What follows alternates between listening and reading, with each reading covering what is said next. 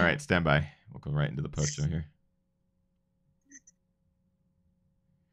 What is up, Patreon crew? Welcome to the post show. We've got Magatron's Maggie Gooderl joining us for a little bit of the post show. She's going to have to bounce here pretty quick because Courtney's probably going to roll in.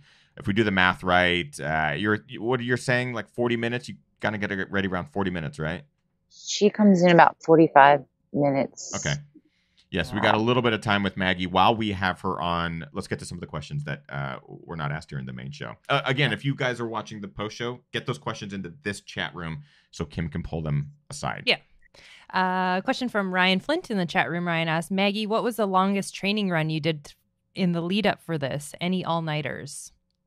No all-nighters for this. I did a 12-hour trail run. It's like a local, really fun, it's called Labor Pain, 12-hour and Labor Day weekend. But I realized I had not run a 100-miler since last September. So maybe I'd like to do something longer leading up to it next year if I go back. Randy asks, what's next on the race calendar? Do you have anything lined up? I signed up for Desert Solstice, but cool. I think I'm going to have to withdraw because of some other circumstances. But, yeah, that might seem like a very short, quick run now, a 24-hour run of track. 24 hours? But, that's nothing. yeah, I think I'm going to take it easy the rest of the year now. You've earned it. I mean, 183 miles is crazy. Go ahead. There's a few questions about gear and nutrition. Can you talk about what shoes you're wearing and what you're eating? Yeah. Let's see. The trail loop I was wearing, I started with the Lone Peaks, I don't know what version, the newer ones. And actually every loop I was eating a good amount, at least 200 calories or more. I mean, the slower pace and then you have the break where you can eat. I actually felt hungry. Every loop I'd come in, I'm like, what else do we have to eat? You know, pierogies, ramen, whatever. And then I would take an endurance tap. It's I have them somewhere. It's like it's from Canada. It's Canadian maple syrup and salt and ginger. Oh, yeah. Mm-hmm. I was like, at one point I couldn't, kind of like after the second day, I couldn't eat anything. And I was just those always save me. And it goes down so easy. Endurance Tap. Mm-hmm. There's Untap. That's a Vermont company, but this one, Endurance Tap, has sea salt and ginger, and I think that's what helps it not be like, whoa, maple syrup. Yeah, we have a bunch of those packs around the house. Kim, being Canadian, loves maple syrup. Me being married, Me being married to a Canadian, I have adopted the maple syrup flavor to my palate. I love it. It's delicious. Well, I think, and Gary Robbins is like their premier ultra runner athlete. And they're a good small company. I like that stuff. Yeah. Got a fun little cap too, so you don't get syrup all over your pocket. Right. You open it and close it. Yeah. You eat as much or little as you want. Yeah. And the Ultra Duo's on the road. But oh, nice. Right. Okay. So yeah, that's right, because you're doing essentially 12 hours of each, right? It kind of goes 12 and 12. Yeah. Yeah. So it's like the trail loop's like a lollipop type thing, and then, which took me a while to realize that it was a lollipop. And then the road is like a L-shaped out and back, just like an out and back basically, which is nice because you can see everyone and be like, good job, whatever. But there's a lot of coyotes out there. Oh, and there's a haunted house that goes on. So there is a clown out there, and that wasn't a rumor. Like, there was a clown at the last trail loop, but he was just doing his like little stretching to get ready for his like haunted house out in the woods. Was this a hallucination? What a creepy thing to see out there. It was like only the first day. Yeah. I love it. But then there's a lot of things on the road loop that are weird, but yeah. Let's get to maybe one or two more questions for Maggie.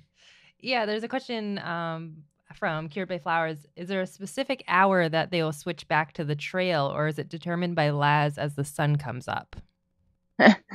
No, don't give him any ideas. It's 12 hours. 6:40 a.m. was when it starts, because it's like, I don't know, civil twilight probably or something. And then 6:40 p.m. is when we start the road. And you do need a headlamp for that last trail loop because it gets pretty pitch dark in the Got it. trail. Got it. Mike in the chat room asked, what was harder, this or Barkley? I mean, they're so different.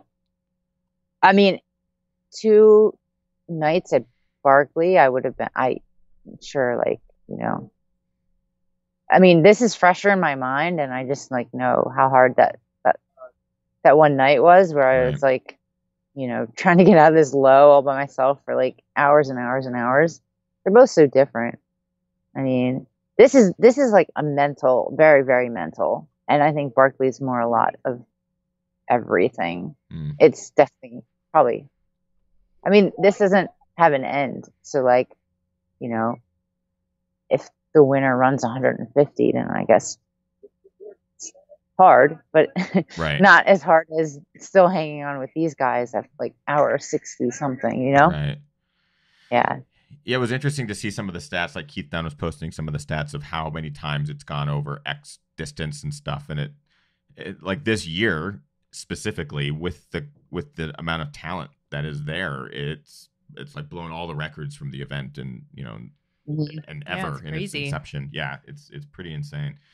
Well, the last 3 women, it was cool. It was it was Courtney and I, but also this woman, Marcy Beard, who had the course record for the women at Biggs, and it was 120. And we're like, we're going to go over it. All 3 of us. Like, it's going to be really cool. Yeah, Marcy ended up getting 125. So she beat her old record 30 hours or 30 loops. Sorry, 30 loops. Just crazy. Unbelievable.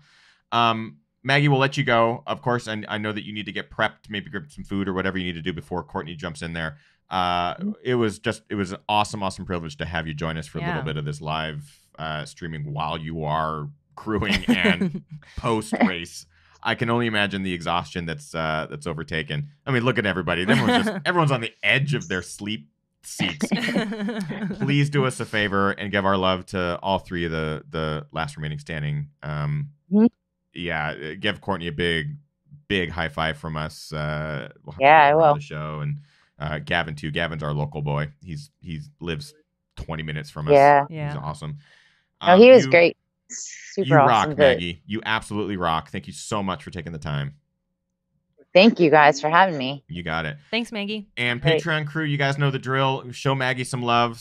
Thank her on social media. But also, she has that link right there, www.runforwater.net/donate.html.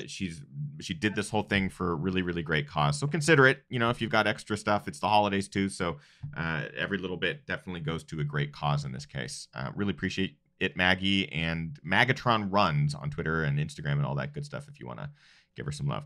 Am I forgetting anything before we move out of the post show? I don't think so. Thank you, everyone. Yeah. Thank you, Patreon supporters, for helping this be our full-time job. It was such a cool thing to be able to do this live tonight from Big's backyard. Maggie taking the time out and stuff like that. So thank you for the continued support.